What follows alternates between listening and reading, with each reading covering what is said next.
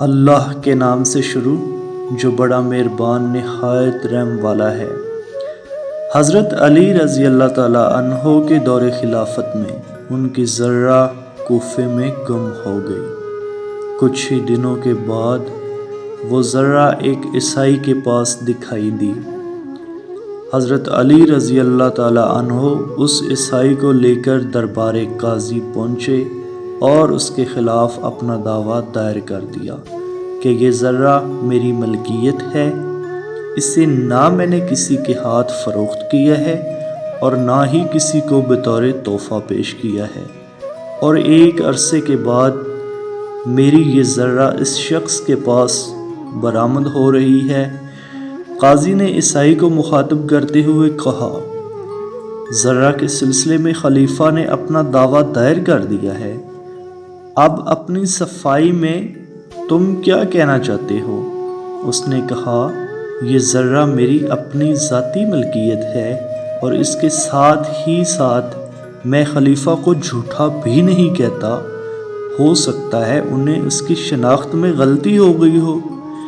قاضی نے حضرت علی رضی اللہ تعالیٰ عنہ کو مخاطب کرتے ہوئے کہا، آپ مدعی ہیں اور یہ شخص انکاری ہے، لہٰذا آپ کی ذمہ داری ہے کہ اپنے دعوے کے ثبوت میں کوئی گواہ پیش کریں۔ حضرت علی رضی اللہ تعالیٰ عنہ مسکراتے ہوئے بولے، قاضی ٹھیک ہی کہتا ہے، مجھے گواہ پیش کرنا چاہیے، لیکن اب اس اتفاق کو کیا کہا جائے کہ میرے پاس کوئی گواہ نہیں ہے۔ گواہ کی ناموجودگی میں قاضی نے اس عیسائی کے حق میں فیصلہ سنا دیا۔